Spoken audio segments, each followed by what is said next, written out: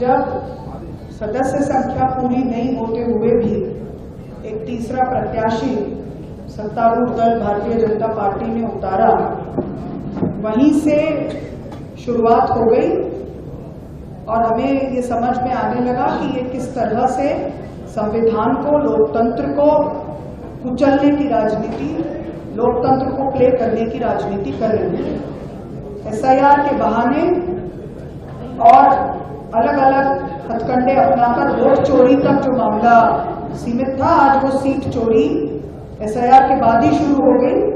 और अब ये क्लियरली यहाँ पर राज्यसभा के चुनाव को भी, जैसे इन्होंने मध्य प्रदेश में पिछले समय में कोऑपरेटिव के चुनाव और अन्य चुनावों को किया है, वैसा ही बनाने की कोशिश हो रही है। खबर आई है कि मीनाक्षी नटराजन जी का राज्यसभा का जो नामांकन था एज अ कांग्रेस कैंडिडेट निरस्त कर दिया गया है। आज जब चुनाव अधिकारी ने बहस में उनके सामने रखी तब भी उनने एक्सेप्ट किया, तो ये इसका मतलब है कि जान करके आपने निर्वाचन अधिकारी को भ्रम में रखा था। ये अब केस वोट चोरी का नहीं है, ये अब केस है सीट चोरी का। स्वागत करता हूं और निर्वाचन अधिकारी ने जो निर्णय दिया वो सर्वविदित है। नेशनल पार्टी के जीते हुए कैंडिडेट को हरा दिया। मुझे तो लगता कांग्रेस को हार का डर था। महिला आरक्षण का ढोंग भारतीय जनता पार्टी, नरेंद्र मोदी और उनके विचार के सारे मुख्यमंत्रियों ने किया। ये लड़ाई देश के लोकतंत्र को बचाने की है। कांग्रेस पार्टी पूरी ताकत से जान लगा देगी, एक कदम पीछे नहीं हटेगी। खबर आई है कि मीनाक्षी नटराजन जी का राज्यसभा का जो नामांकन था एज अ कांग्रेस कैंडिडेट निरस्त कर दिया गया है। मैंने तो पेपर्स जांच किए हैं। ये अब केस वोट चोरी का नहीं है, ये अब केस है सीट चोरी का। खुलेआम प्रजातंत्र के साथ डाका हुआ है। अब आप कहेंगे कैसे? उन्होंने कोई ऐसी चीज नहीं छुपाई थी जो वो डिक्लेयर कर सकती थी। उनके अगेंस्ट कोई एफआईआर नहीं थी।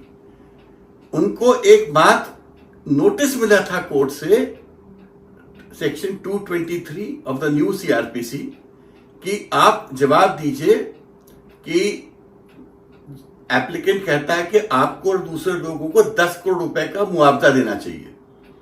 उन्होंने आपत्ति लगाई कि ये नोटिस मुझे भेजा ही नहीं जा सकता कि मेरा इस केस से कोई संबंध नहीं है, कोई कॉग्निजेंस नहीं है, कोई ऑफेंस नहीं है। तो कौन सी चीज वो डिक्लेयर कर सकती थी एज एन एफआईआर और a court cognizance? Mainly because किसी को कोर्ट नोटिस भेज देती है mechanically is not a case. बिना किसी केस के, बिना किसी प्रकरण के एक ऐसा अनहोनी स्थिति बना दी है रिटर्निंग ऑफिसर भोपाल ने या विधानसभा ने कि एक नेशनल पार्टी के जीते हुए कैंडिडेट को हरा दिया। ये बहुत ही दुखद है। ये प्रजातंत्र की हत्या है और हमको पता है कि इसके अगेंस्ट चुनाव याचिका लगाई जाती है।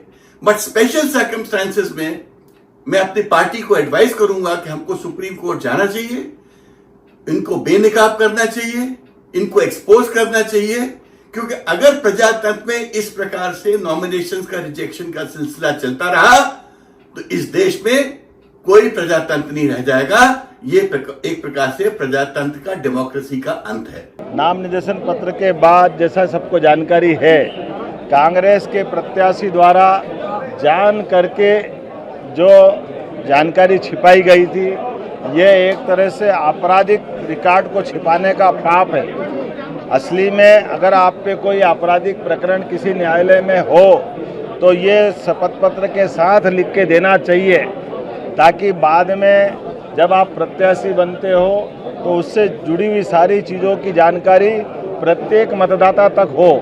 लेकिन दुर्भाग्य के साथ कहना पड़ेगा, कांग्रेस के लोगों ने षड्यंत्र पूर्वक अपने प्रत्याशी का नाम निर्देशन पत्र में शपथ पत्र के साथ, जबकि वो प्रकरण उनके संज्ञान में भी था और प्रकरण के उस होने की जानकारी आज जब चुनाव अधिकारी ने बहस में उनके सामने रखी तब भी उनने एक्सेप्ट किया, तो ये इसका मतलब है कि जान करके आपने निर्वाचन अधिकारी को भ्रम में रखा था और इसी आधार पर ये जो फैसला हुआ है, मैं ये समूची निर्वाचन प्रक्रिया के खास करके स्क्रूटनी की इस प्रक्रिया का स्वागत करता हूं।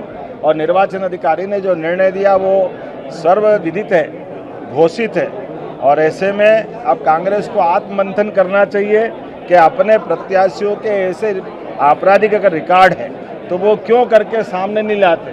मुझे तो लगता कांग्रेस को हार का डर था कि उनके जहाज में 75 लोगों का जहाज और 18 लोगों को लेके बेंगलोर गया है। इसका मतलब है कि उनके साथ उनके चुने हुए विधायक नहीं थे, तो जान करके उन्होंने एक षड्यंत्र किया।